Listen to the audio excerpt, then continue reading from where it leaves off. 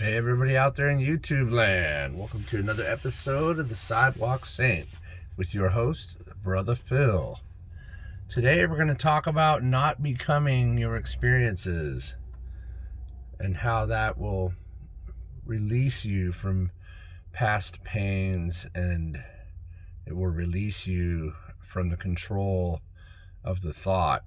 The control of the thought is whenever you get mad, you think about the same thing that made you mad over and over, and it's a reciprocating thing. And so it increases your anger, and you start to identify with it too much, the thing that made you angry, and it's a loop, and it just increases until you surrender.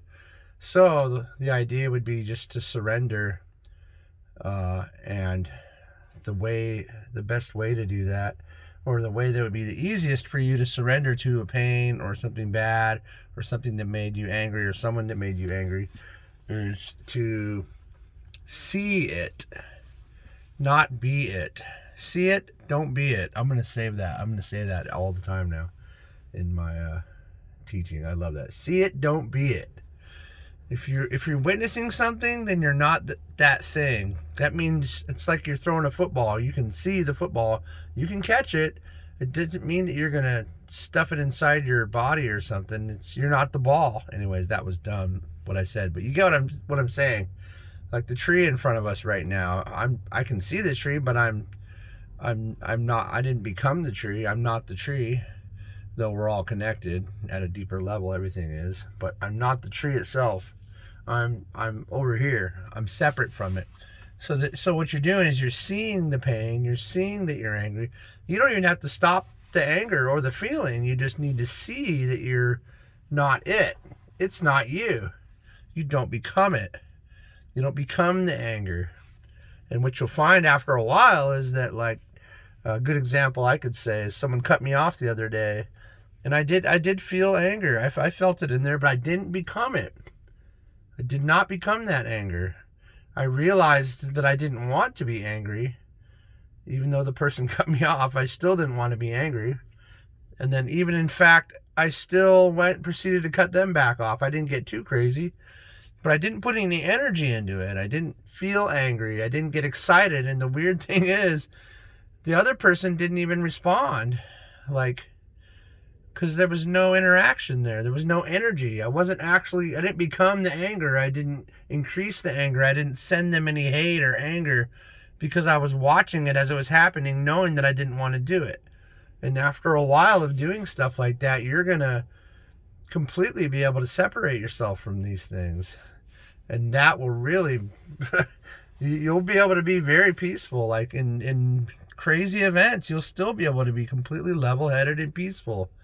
You're not the thing that made you angry. You're not you're not the thing that the person did that made you angry. You're not that thing. Don't become the things you don't want to be. Don't accept those things as your truth. Don't bring them into your mind and let them take you over, because that's what'll happen. That's what you don't want. And that is how it's some people call it witnessing. You're witnessing the thing. You see it. It comes up. And don't think of it like, how long is it going to take to do this, and it just sounds weird. Don't think about that, because that's thinking into the future. You're thinking of the future. You're not there yet. Anyways, that was way out there. But you see what I'm saying? Don't become the thing.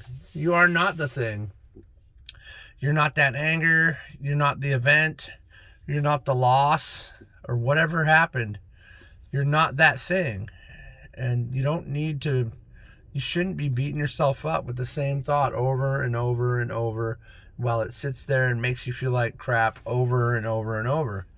Someone passed away. You should mourn. I understand that anyone would have to mourn if someone passes away, but you've got to not become that thing. You don't need to rekindle the same thing. You don't need to relight that candle. You don't need to start that fire again. You go through it. You can do what I'm talking about, which will help you a lot with suffering, because it's basically the acceptance of that thing, but to not become it. So you accept the passing of a person. You accept the thing that made you angry. You accept those things, but you don't bring them into you. You accept that you can see them and that they're there, and that it's there. The pain is there, the loss is there, whatever it is, it's there. You're watching it. And what'll happen is when you see it and you're looking at it, eventually it just loses all grip.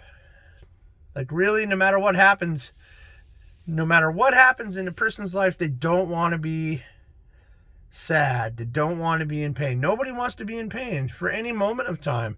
And it's not that you're not caring. You do care, of course. If you lost someone, if someone made you angry, or whatever it is, whatever the thing is. But you're the patient, caring observer. And then when you do that, I mean, it's you'll find the people around you will just change their attitude too. Because where your mind goes is where your life goes. If all you think about is the painful thing that happened, then all you're going to be is the painful thing that happened all the time. All you're going to feel is the painful thing that happened all the time. You don't want to do that. We know we don't want to do that. Some people are addicted to it. It's very addictive to sit there and think about things that make you angry or be in pain, because it's something that you've identified so heavily sometimes that it becomes you completely. And you just spend yourself, I mean, it's eternal hell. That's really that's what the real hell is. I personally don't believe in hell. You create your own hell by thinking about hell. You took yourself there. You made hell happen to you. You create it and surround yourself with it, or you don't. And it's unnecessary suffering. And people are tired of suffering these days. People have had enough between COVID and the lack of faith in our governmental systems and just all this stuff going on, and there's typhoons and this and that. But you see those things. Now you see them. Now don't be them. Don't be your disgruntledness. Don't be your anger. You see them and you acknowledge them. You have to do that. You can't dodge it. Because whatever's coming up into your experience is coming up for you to clean up. That's what it's doing.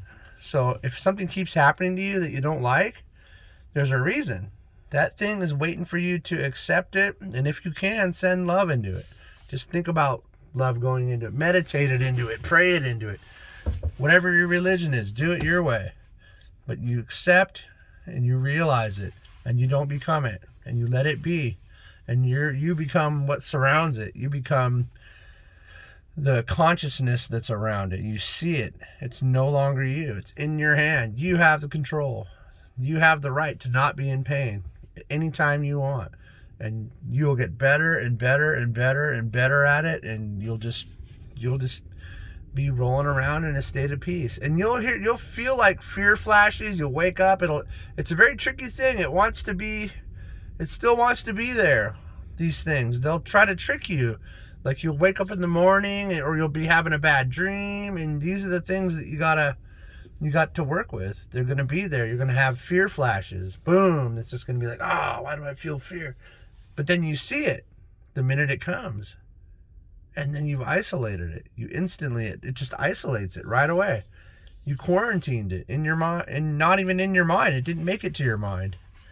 Your mind is really just the device that runs your body and makes sure everything's functioning. And your heart is the true you. It's the center of your soul, your being. That's where you really are. You're not in your brain. You don't want to be in your brain. Your brain's just there to run your body. Your heart's there to make the decisions. So I hope that wasn't too far out there for you.